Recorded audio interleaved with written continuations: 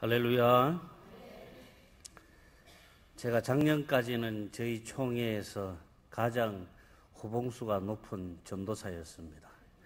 이제 목사가 된 지도 1년이 다 돼 가는데 여전히 복음을 전하는 일에는 제가 변함이 없습니다. 여러분들도 성도 때나 또 직분자가 되었을 때나 또 초신자 때나 아주 오래된 올드한 신자가 되더라도 변함이 없는 줄로 믿습니다.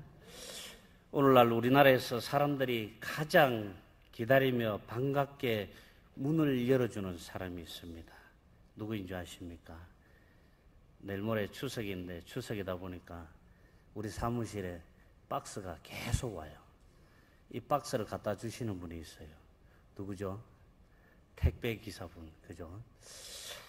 이 주부들이 가장 기다리고 반가워하는 사람이 택배 기사라고 합니다.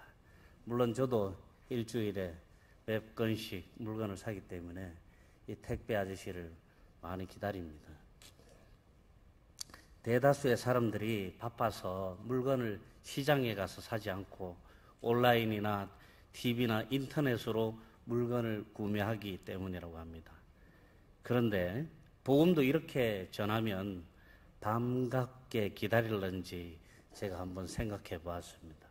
복음도 홈쇼핑에서 39,900원에 매진 임박 이래서 팔면 리모컨 막 누르고 천국 가려고 조바심 막 내고 버튼 눌러놓고 택배 아저씨 올 때까지 정말 설레임으로 기다릴런지 이런 생각을 제가 한번 해봤습니다. 제가 교육전도사 시절에 대구에서 사역할 때의 일입니다. 주중에 제가 학교에 수업이 없는 날이면 자비로 옥수수 콘 과자 큰 봉지 그때 당시 10,000원 주면 샀습니다. 그거 한 봉지하고 가루 주스를 사서 얼음 2,000원짜리 한 봉지 사고 해서 큰 통에다가 그 주스를 타서 시원한 얼음 주스를 만들어서 전도 명함을 들고 노방 전도를 하였습니다. 한번 전도할 때 한 3만 원 정도의 돈이 들었는데 처음엔 자비로 하다가 교회에서 소문이 나면서 후원을 받아서 하게 되었습니다. 주중에 하루는 신천을 건너는 다리 앞에서 하굣길에 저희 교회 청년 선생님들하고 같이 전도를 하고 또 한 달에 한두 번은 직접 그 콘 과자 봉지 큰 거를 들고 한 손에는 명함을 들고 학교로 찾아갑니다. 학교에 들어갈 때는 요즘 어김없이 중학교 이상은 경비실을 거쳐야 됩니다.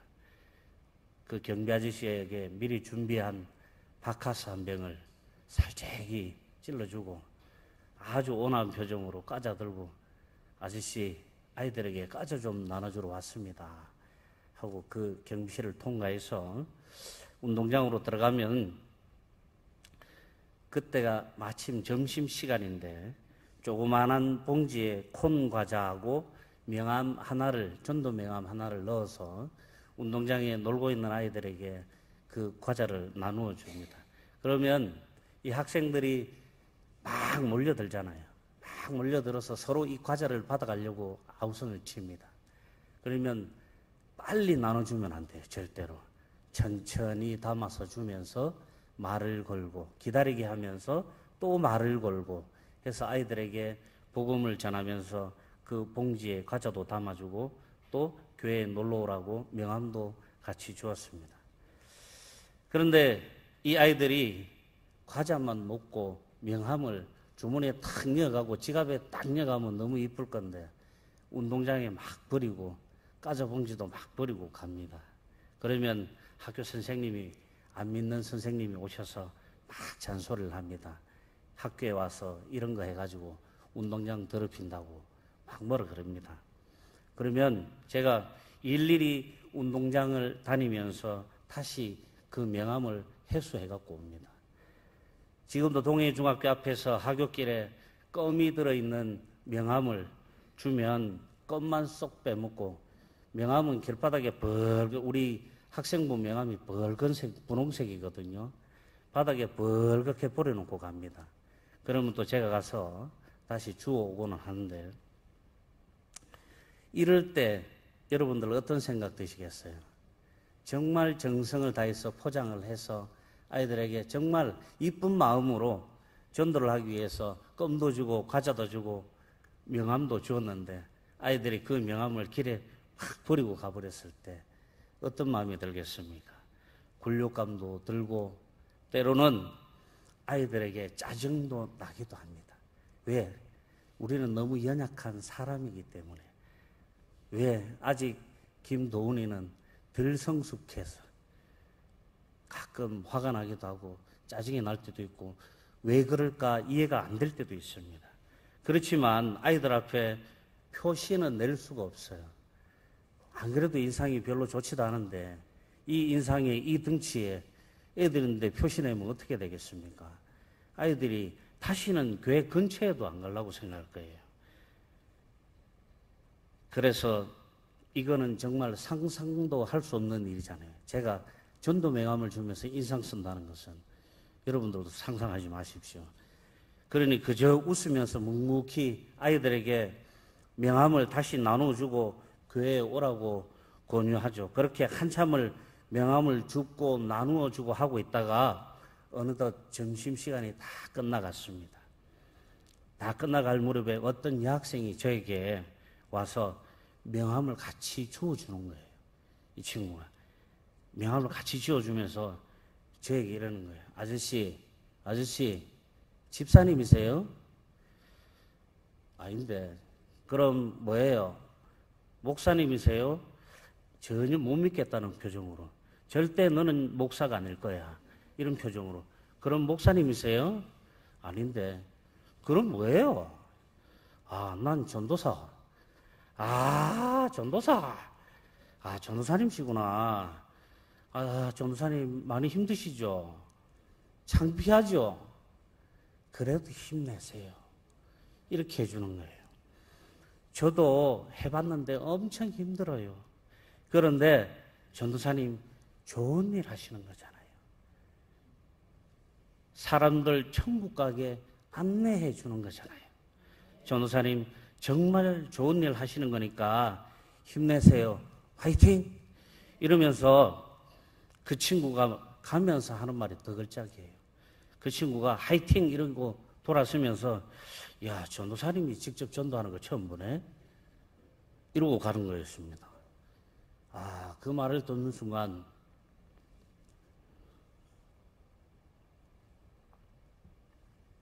제가 만감이 교차했습니다.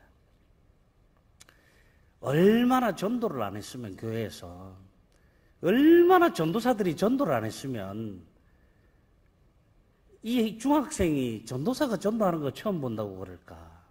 응? 내가 조금이라도 창피해하거나 귀찮은 적이 있었던 때가 떠오르면서 제 얼굴이 화끈거리더라고요. 나도 전도하지 못했구나. 나도 열심히 하지 못했구나. 얼굴이 화끈거리면서 정신이 번쩍 들더라고요. 야, 전도사님도 전도하는구나. 전도사님 전도하는 거 처음 봤대요. 예? 저는 많이 하는데. 그러면서 전도 정말 어렵구나. 그렇지만 가치 있는 일이구나. 전도 정말 어렵다. 하지만 애들도 다 아는 생명을 살리는 일이구나. 전도는 생명을 살리는 일이다. 애들도 다 아는데 절대로 포기하지 말아야 되겠구나. 이렇게 다짐했습니다. 이렇듯 우리 사랑하는 영일만 가족 여러분 누구나 복음을 전하면서 두려움을 느끼고 또 위축되게 하는 현실을 접하게 됩니다. 거부당하면 어떡할까? 문전박대 당하면 어떡할까? 혹여나 누가 나를 해코지하면 어떡할까? 여러 가지 상황 속에 우리가 고민하게 되고 두려워하게 됩니다. 제가 유명한 전도왕들 고구마 전도부터 해갖고 안 가본 데가 없어요. 그분들 간증 집회에 가보니까 그분들도 매한가지야. 뺨 맞고 맥살 잡히고 쫓겨나고 문전박대 당하고 욕먹고 그러면서 그분들이 고난 속에서 두려움을 느끼지만 포기하지 않고 전하는 것이었습니다. 어떻게 해요? 담대하고 강하게, 담대하게 복음을 전하는 것입니다. 우리와 이 전도왕인 분들의 차이는 별거 없습니다. 이분들은 1년에 어떤 사람은 1000명을 전도하는 분도 봤어요. 어떤 분은 100몇십 명을 한대. 어떤 분은 하루에 10몇 명씩 전도를 한대. 제가 그랬어요. 야, 그냥 교회만 오라고 얘기를 하는 건지 정말로 등록을 시키는 건지 혹시 집회원이라고 거짓말 하나? 궁금해서 정말 끝까지 들어보고 그분 다른 데 집회하는 데까지 따라가 보고 그분 계시는 교회도 아무도 모르게 제가 찾아가 봤어. 어떤 권사님이 전도 많이 하셨다 그래가지고 그분 계시는 교회 제가 가봤어요. 정말로 등록교인만 1년에 500명씩 전도하시더라고요.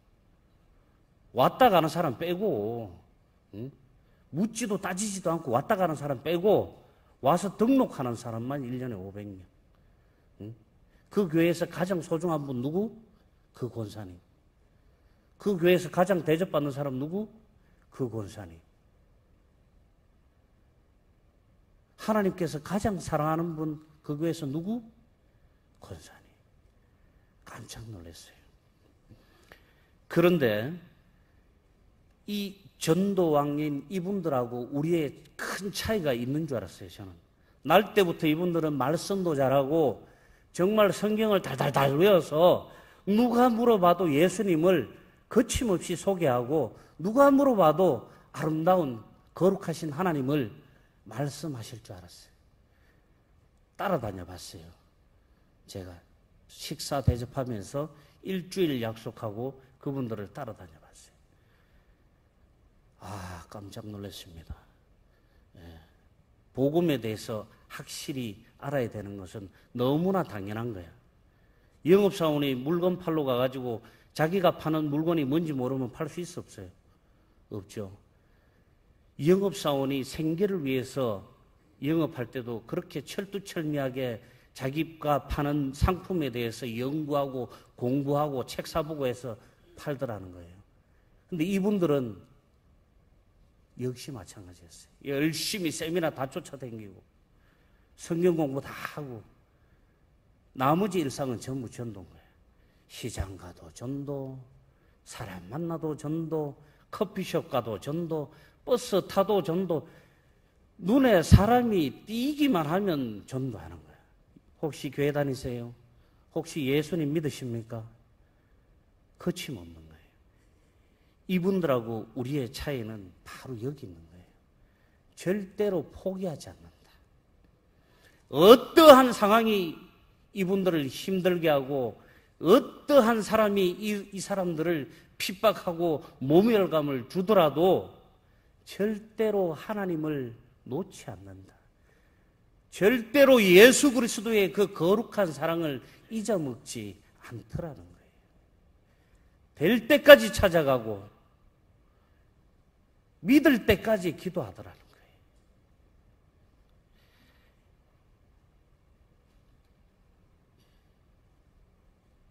오늘 이 말씀을 통해서 우리가 어떠한 고난과 시련이 우리를 가로막을지라도 담대하게 복음을 전하여서 저도 여러분들도 대한민국에서 세계에서 최고 가는 전도왕이 모두 되시기를 소망합니다. 우리가 담대하게 복음을 전하기 위해서는 첫 번째로 어려운 이 현실을 직시해야 돼요. 환상 속에서 전도하시면 안 돼요. 지금은 개인정보법이 얼마나 무서운지 초등학생 보고 야 친구야 우리 다음에 만나게 전화번호 좀 가르쳐줘봐 이러면은 전화기 딱 꺼내갖고 112 신고할 거예요. 개인정보보호법 위반이에요. 아저씨 이거 가르쳐주면 큰일 나요. 그렇게 얘기합니다. 그럼 제가 야 네 전화번호 적어가갖고 껌한통도 못 사 먹거든. 그런 소리 하지 말거든. 응? 아니래요. 학교에서 배웠대. 집에서 엄마인데 혼난대. 절대로 가르쳐주면 안 된대. 이런 시대에 우리가 살아가고 있는 거예요. 단절된 사회, 소통이 안 되는 사회. 인정할 거는 인정해야 합니다. 전도하기 어렵습니다. 하지만 해야 합니다. 포기하지 말아야 하는 것이 바로 복음을 전하는 일이에요. 사도행전 23장 11절 말씀에 그날 밤에 주께서 바울 곁에 서서 이르시되 담대하라. 내가 예루살렘에서 나의 일을 증언할 것 같이로 로마에서도 증언하여야 하리라 하시니라. 아멘. 바울은 날마다 복음을 전하기 위해서 목숨을 걸었습니다. 바울은 날마다 이 복음을 전하는 일에 자기의 모든 시간을 투자했습니다. 바울은 복음을 전하기 위해 자기의 모든 지혜와 능력을 동원했습니다. 그러나 바울은 날마다 어려운 현실이 닥쳤습니다. 로마의 관리로 잘 먹고 잘 살던 바울이었지만 예수 그리스도의 이 복음을 전하겠다고 마음먹는 순간, 예수 그리스도의 이 복음을 전한 순간부터 바울은 고난이 닥쳐왔어요.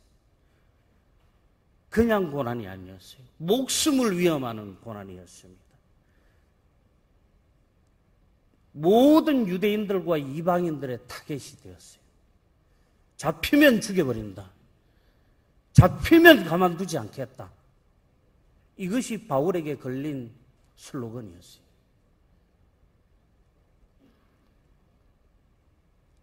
그렇지만 하나님께서 이런 바울에게 너무나 귀한 동력자를 붙여주시고 모든 일들을 예비하셔서 바울이 복음을 전하는 일에 주저하지 않도록 도와주셨어요. 이러한 상황을 바울은 불평도 불만도 가지지 않고 주님 전하는 일에 미쳐 있었습니다. 바울은 예수에 미쳐 있던 사람이에요. 완전히 예수에 미친 사람이었어요. 미치지 않고서야 어떻게 자기 인생을 내어놓고 그렇게 살 수 있겠습니까? 정신 나가서 엉뚱한 소리 하는 그렇게 미치는 게 아니에요. 요즘 이건 우리 좋은 말로 매니아라고 합니다. 매니아. 그죠? 매니아. 좀 더 유식하게 얘기하면 프로페셔널이라고 얘기합니다. 복음을 전하다 보면 우리가 어려운 현실을 마주할 때가 많습니다. 오늘 본문에도 유대인들이 그토록 저주하며 십자가에 달아서 처참하게 죽인 예수님과 그렇게 죽은 그가 하나님의 아들로 부활하셨고 이 세상 그 어떤 누구도 유대인이든 이방인이든 그를 믿지 않고서는 구원을 받을 수 없음을 전하고 그런 하나님의 나라를 전하는 바울을 죽이기 위해 바울을 죽이기 전에는 먹지도 마시지도 않겠다고 결의한 40여 명의 맹세한 유대인들과 그들의 막강한 배후 세력들이 이 바울을 죽이기 위해 교활한 음모를 꾸미고 있었습니다. 그러나 그러한 사실을 알고도 바울은 두려워하지 않았습니다. 오히려 그는 주님께서 말씀하시고 계시한 대로 복음을 전하기 위해서 더 노력했습니다. 바울을 비롯한 이 사도들의 특징이 무엇인 줄 아십니까? 육체적인 고통이 가해지고 그들의 삶에 핍박과 고난과 제재가 가해질수록 이들은 희열을 느끼고 더욱더 예수 그리스도를 전하는 일에 박차를 가하였다는 거예요. 우리 같으면 어떻겠어요? 너 가면 너 전하다가 걸리면 죽여버린다. 아이고 얘 아이고 무시래. 다시는 안 해야지. 아이고야 저 인상 봐라. 덩치 봐라. 응? 아이고야 겁을 먹을 수 있을 거예요. 포기할 수도 있습니다. 대부분의 기독교인들이 요즘 그렇게 하고 살아가요. 학교에서 전도하지 말라니까 아무도 학교에 전도하러 안 가. 그냥 학교에서는 교육 방침에 의해서 그냥 한마디 했을 뿐이에요. 교육청에 물어보니까. 교육청에 제가 탄원을 이었어요. 왜 학교 앞에서 문 밖인데 전도 못하게 하십니까? 교육감님 정식으로 답변해 주십시오. 이건 명백한 종교 활동을 방해하는 거고 침해하는 것입니다. 종교적 선택권을 침해하는 것입니다. 답변 주십시오. 교육청에는 종교의 강요에 대한 것과 학교 문 밖에 잡상인들이 오는 것과 안전에 관한 문제로 한마디 했을 뿐이래. 선생님들에게. 그게 내려와서 이만큼 붙고 또 여기 와서 이만큼 붙고 마지막 일선 교사들인데 내려올 때는 절대로 예수쟁이들 대문 앞에 들어오면 안 되는 걸로 인식한다는 거예요. 더 웃긴 거는 그렇게 한마디 하면 예수쟁이들 다시는 안 온다는 거야. 이게 문제인 거예요. 이게. 찾아가야 되고 계속 찾아가야 되고 교육청에 탄원 요구해야지. 왜 안 가? 예? 그게 문제인 거예요. 시편 126편 5절 말씀부터 6절까지 말씀에 눈물을 흘리며 씨를 뿌리는 자는 기쁨으로 거두리로다. 울며 씨를 뿌리러 나가는 자는 반드시 기쁨으로 그 곡식단을 가지고 돌아오리라. 아멘. 여러분, 울면서 씨 뿌리셔야 곡식단을 거둔다고 말씀하십니다. 씨 뿌리는 일에 쉽게 뿌리는 게 아니라는 거예요. 농사들 다 지어보셔서 알겠지만 1월달부터 12월달까지 노는 달이 어디 있어요? 하다못해 잡초라도 한번 뽑아줘야 되고 물고랑이라도 한번 태줘야지. 농사가 쉬는 게 없어요. 그리고 농사는 하루 만에 되는 게 아니에요. 적어도 3년 동안을 토양을 잘 거름주고 가꾸어서 곡식들이 자랄 수 있는 기본 토양을 만들어줘야 이 곡식들이 뿌리를 내리고 싹을 틔우고 열매를 맺는다는 것입니다. 전도도 마찬가지입니다. 어느 날 갑자기 전도지 하나 들고 하이타이 하나 들고 가갖고 야 우리 교회 와. 오, 내 기다리고 있었습니다. 안 그래도 야, 난 예수생이 한 명, 예수 믿는 사람 한 명 안 지나가는가 싶어서 내가 오늘 하루 종일 기다렸는데 너무나 반갑습니다. 이렇게 하는 사람 봤어요? 없어요. 미안하시지만. 정말 죄송하지만 그런 분은 10,000명에 1명 있어요. 10,000명에 1분. 저는 1명 만나봤어요. 그 1명 만나봤습니다. 전도 열심히 하시다 보면 그 10,000명에 100,000명에 1명 그분 만납니다. 전도 열심히 하시다 보면. 왜 이제 오셨어요? 내가 그렇게 기다렸는데 아무도 날 위해서 전도하는 사람이 없었어요. 우리 이웃 중에 교회 다니는 사람들이 그렇게 많은데 나더러 교회 가자고 한 사람이 단 한 사람도 없었습니다. 정말 당신은 좋은 사람입니다. 당신은 복 받을 것입니다. 전 들어봤어요. 우리 영일만교회 성도님들도 많이 들어보셨을 것 같은데 우리 영일만교회도 전도꾼들이 많잖아. 그죠? 예? 제가 잘 알고 있거든요. 저번에 새벽기도 때도 제가 말씀드렸지만 저희 집 앞에 도로가를 저녁에 이렇게 지나가다 보니까 도로가 차 유리창에 우리 교회 전도지가 다 꽂혀 있는 거예요. 제가 너무나 가슴이 뜨겁고 기분이 좋았어요. 이야, 영일만교회도 이런 사람이 있구나. 영일만교회도 희망이 있구나. 영일만교회도 곧 부흥하겠구나. 하나님께서 보내주시겠구나. 그때도 제가 말씀드렸는데 누군지 그분은 저희한테 찾아오세요. 아주 맛있는 거 가격 제한 없이 식사 대접 한번 하겠습니다. 예. 오세요 정말로. 예. 저는 전도 많이 하시는 분 제일 좋아해요. 예. 저 밥 사주는 사람은 별로 안 좋아해요. 살이 자꾸 찌기 때문에. 사도행전 5장 17절에서 42절 말씀을 보면 제자들은 능력을 받습니다. 복음을 전하다가 잡혀서 능력을 받고 옥에 갇히고 협박당하고 두들겨 맞고 훈련하지만 제자들은 어떻게 했습니까? 사도행전 55장 40절에서 42절까지 말씀 우리 다 같이 한 목소리로 한번 읽어보겠습니다. 시작. 그들이 옳게 여겨 사도들을 불러들여 채찍질하며 예수의 이름으로 말하는 것을 금하고 놓으니 사도들은 그 이름을 위하여 능력받는 일에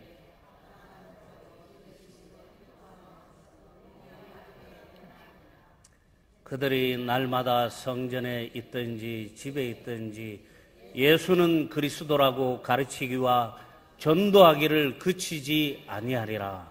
아멘. 옥에 갇히고 협박당하고 두들겨 맞았는데 뭐 했답니까? 예수는 그리스도라고 가르치기와 예수는 그리스도라고 가르치고 전하기를 그치지 아니하였더라.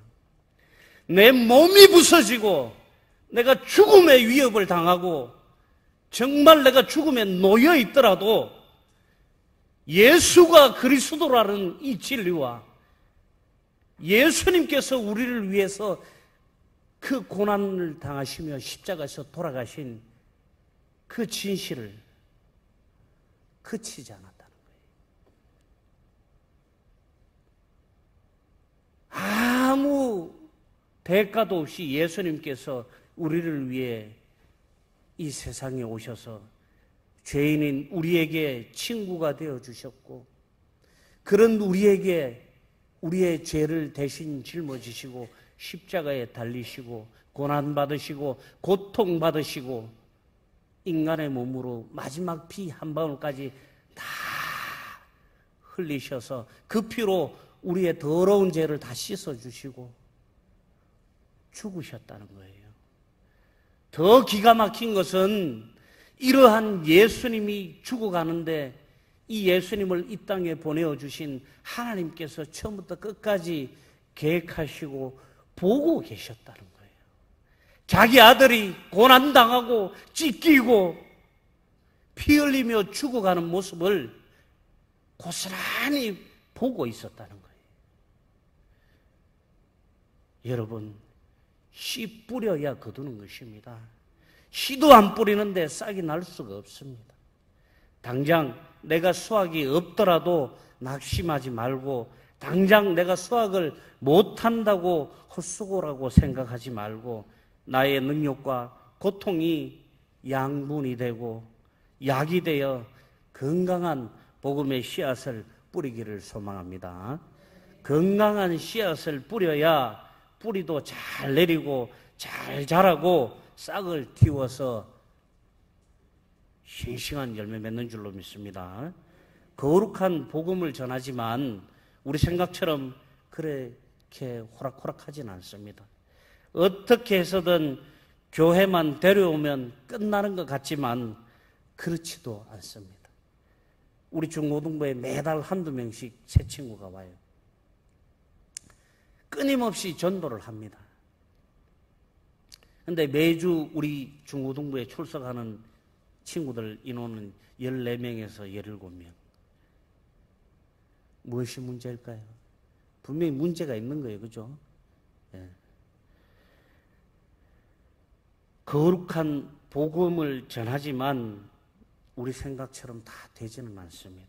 이렇게 거룩하고 가치 있는 일을 하지만 세상이 알아주는 것도 아닙니다. 여러분들에게 전도 많이 했다고 세상에서 훈장을 주거나 상을 주거나 하지도 않습니다. 그것도 모자라서 복음을 전하는 현장에는 다양한 어려움과 핍박도 있습니다. 이것을 모르고 전도나 선교 현장에 안일하게 나갔다가 낙심하고 주저앉는 사람들이 있어요. 거룩한 일, 거룩한 복음 들고 거룩하게 우아하게 전도하러 갔다가 욕 직살나게 먹고 집에 가서 밤새도록 울고 다시는 내가 전도하지 않으리 그러는 분들도 있더라고요. 뭐 때문에 그렇습니까? 훈련되지 않았기 때문에 그런 거예요. 훈련되지 않았기 때문에. 상처받는 훈련, 전하는 훈련, 핍박받는 훈련, 참는 훈련, 인내하는 훈련, 사랑하는 훈련 하지 않았기 때문에. 해병대 신병훈련소에 가면 이런 글귀가 적혀 있습니다. 훈련되지 않은 병사가 전쟁터로 가는 것은 자살행위다. 존 메가더 적혀 있는데, 요즘도 적혀 있는지 모르겠는데, 우리 안 집사님 훈련 받으실 때도 적혀 있었어요? 적혀 있었다네. 예. 군인은 훈련되지 않으면 자신만 죽으면 되지만, 복음은 훈련되지 않으면 자신도 죽고 타인도 죽는 거예요. 복음은 생명을 살리는 것입니다. 군인들은 살상을 위해서 존재하는 거지만 복음은 살리기 위해서 존재하는 거예요. 살리기 위해서 우리가 훈련받아야 되는 거예요.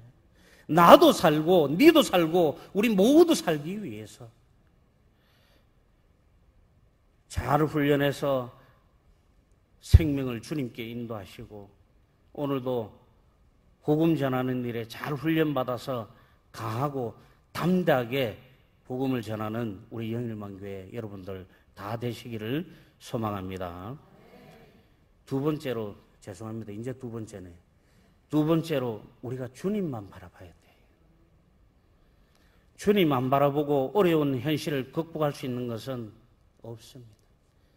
우리가 어떤 문제가 생기면 가장 먼저 누구 찾습니까? 친구? 옆집? 주님 찾아야 돼요. 엄청난 위기에 직면한 바울은 어떻게 했습니까? 주님을 찾았어요.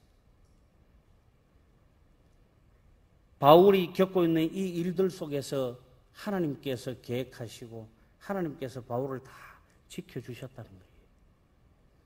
우리가 복음을 전하면서 어렵고 힘든 일에 봉착하면은 나의 주변에 있는 조금 잘났다고 여겨지는 사람, 내지는 세상 사람들과 세상적인 방법으로 해결하려고 합니다.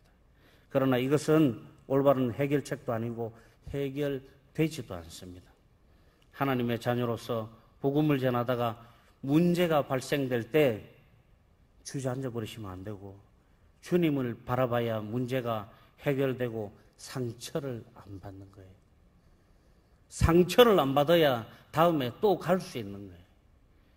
전도 제일 잘하는 사람은 뻔뻔한 사람입니다. 저희 집사람 보고, 야, 더 좋은 목사가 되려면 내가 더 철면피가 돼야 되겠다 이러니까, 그 정도면은 완전 철면피 아닌가? 얼마나 더 뻔뻔해지려고 이러더라고요. 죄송합니다. 상처받지 않아야 돼요. 누가 뭐라고 해도 꿋꿋하게 밀고 나갈 수 있어야 돼요. 전해야 하는 것입니다. 여기저기 기웃거리고 이거다 저거다 해봐야 아무 소용없습니다. 그냥 믿고 그냥 주님만 바라보는 것입니다. 이것이 믿음이요, 이것이 신앙이 되는 줄로 믿습니다. 우리의 모든 상황에서 주님이 최선과 최선의 방법으로 인도해 주실 것을 믿어야 하는 것입니다. 우리가 앙망하는 주님은 상황이 아무리 어렵더라도 감당할 능력을 주셔서 이끌어 주시는 분이세요. 우리가 혹여나 너무 연약하고 너무 약해서 감당하지 못할 때에는 피할 길도 열어주시는 인자하신 사랑과 은혜의 하나님이십니다. 로마서 4장 25절에 예수는 우리가 범죄한 것 때문에 내 줌이 되고 또한 우리를 의롭다 하시기 위하여 살아나셨느니라. 아멘. 주님은 우리를 죄에서 구원하시려고 독생자를 이 땅에 보내셔서 죄인인 우리의 친구가 되게 하여 주셨고, 우리를 위해서 독생자께서 십자가에서 매달려 조롱당하고 고통당할 때에도 우리를 위해서 기꺼이 다 내어주신 주님을 바라보며 예수님을 전하는, 복음 들고 세상 속으로 나아가는 우리 영일만교회 성도들 다 되시기를 축원합니다. 기도하겠습니다.